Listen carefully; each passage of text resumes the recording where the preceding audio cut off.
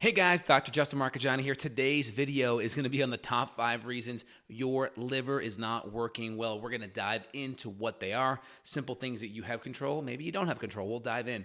Before we do, please smash the like button.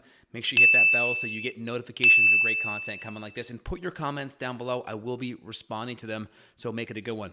All right, guys, so first thing is your liver has many different roles in the body. Obviously, people think of the liver as like a big sponge or a big filter for toxins. There is definitely a lot of truth to that. Your liver, actually, one of the most important things it does is actually blood sugar regulation. One of the biggest things that can put stress on the liver is blood sugar dysregulation. Essentially, eating too much carbohydrate, your body can actually use the liver as a storage site of carbohydrate. It'll store fructose and glucose there, and once it's maxed out, and once you've maxed out a lot of the storage sites for your muscles, guess what? You start to develop a non-alcoholic fatty liver. That liver starts turning fatty, and as that liver helps maintain blood sugar stability within the body via gluconeogenesis, that's new forming of glucose. As soon as that liver becomes more fatty due to excess fructose not being able to be stored there, muscle supply reservoir of glucose and fructose is totally full, then we start to have insulin resistance because that liver is now kind of more on the fatty side because it's converting a lot of that glucose and fructose to palmitic acid and trying to store it there. And that creates a systemic effect of insulin resistance. This is key.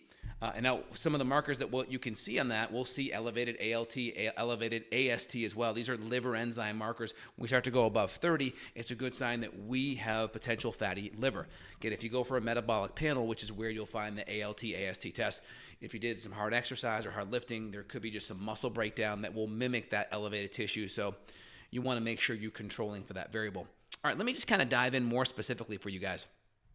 Okay, so first thing, I mentioned blood sugar regulation.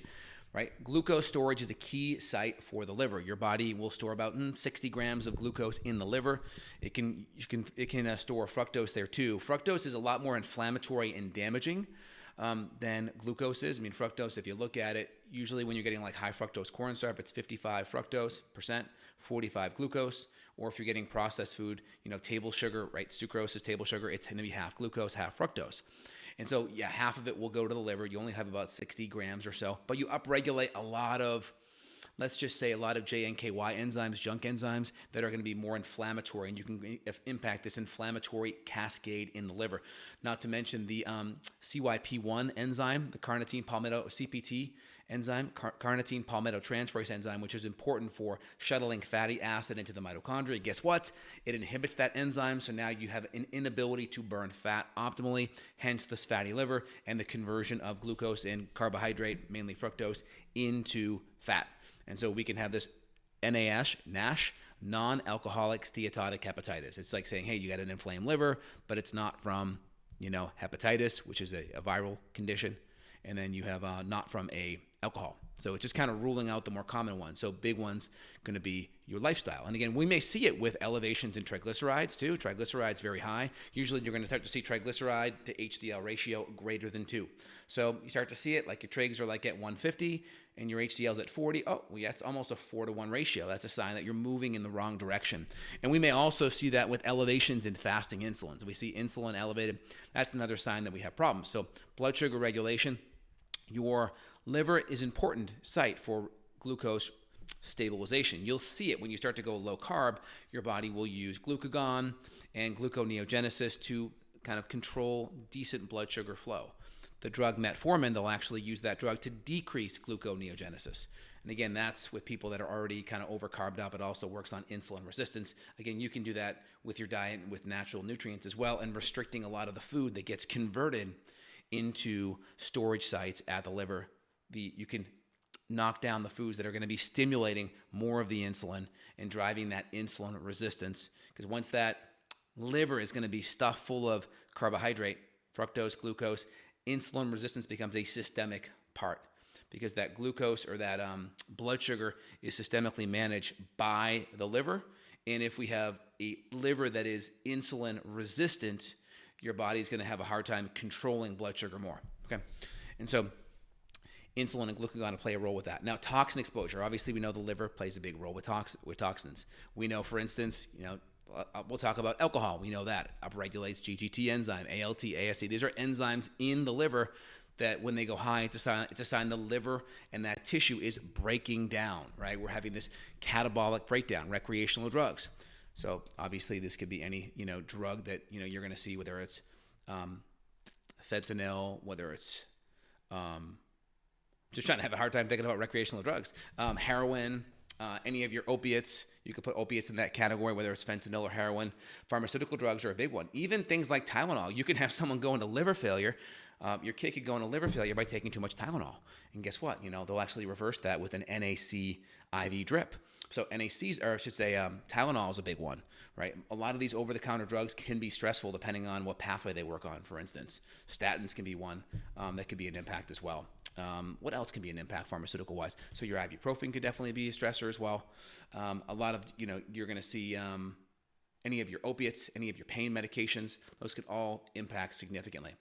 Glyphosates, a lot of your pesticides, a lot of your organochlorines, your plastics, your hormones, your phthalates, your BPAs, your BPSs, xenoestrogens, whether it's in plastics, whether it's in soy, whether it's in animal protein. These are all going to be big things out of the gate. So toxins are going to be a big stressor. Your liver will be a filter for that. So you consume these things, they come into your body, maybe food or water. They're going to go through your digestive tract. They'll go through the hepatic portal vein. That's where kind of that filter is. You have these Kupffer cells in the liver that are going to work as a filter or a sponge. And then a lot of these things will make its way to the gallbladder, and they'll also be dumped into the gastrointestinal tract, and they'll be pushed out in the stool. And so we got to have good, healthy motility and good digestion to make sure we're eliminating these things.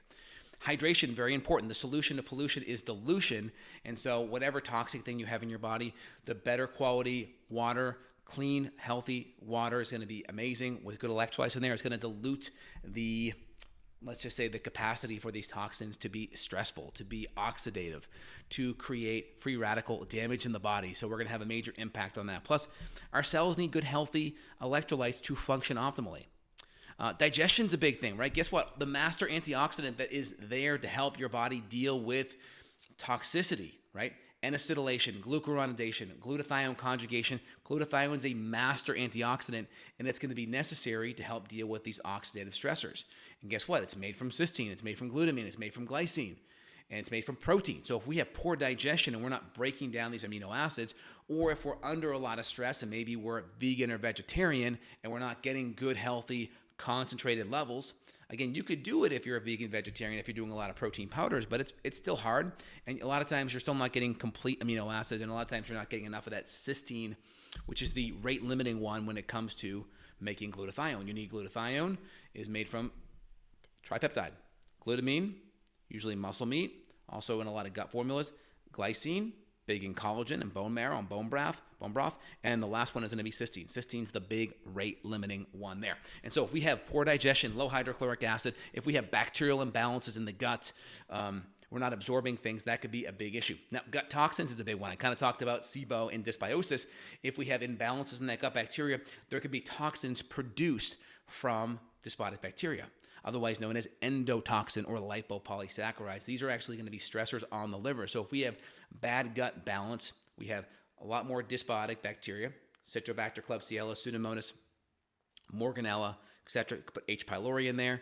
And we have low levels of beneficials, Acidophilus, Bifidobacter longum, your Lactobacillus casei, Infantis, plantarum, right? Your different families of Bifidobacter and Lactobacillus, that's going to be a problem.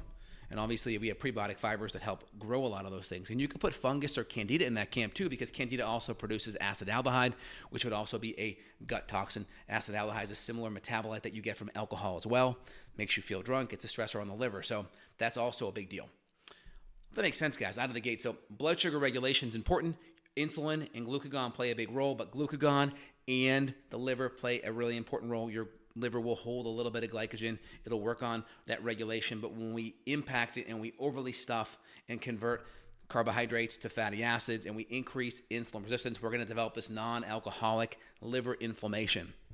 And then obviously toxin exposure, alcohol, recreational drugs, think heroin, think your opiates, Think your cocaine, think your stimulants. Of course, everything on the market, recreational, could be laced with something, especially fentanyl these days. Pesticides from your food, glyphosate, think Roundup. Your plastics, think xenoestrogens for sure. Hydration, really important role. The solution to pollution is dilution. Again, digestion, the key antioxidants. We can throw B vitamins in there too to help with detoxification. Come from good, healthy amino acids and require good hydrochloric acid and good digestion. And gut toxins play a big role. Endotoxin, lipopolysaccharide, and candida, and the different fungal mycotoxins that come from that. And you could throw mold into that camp as well. Hope you guys enjoyed today's video. If you did, let me know. Put your comments down below. If you need functional medicine support, we see patients worldwide. If you need that support, there'll be a link down below where you can reach out to our staff and team. We're happy to work with patients worldwide and really dive in and use a lot of the principles and the functional medicine principles we talk about in these videos with you interacting as a patient. All right, guys, if you enjoyed, thumbs up, bell for notifications, comments below. Have a good night, guys. Bye.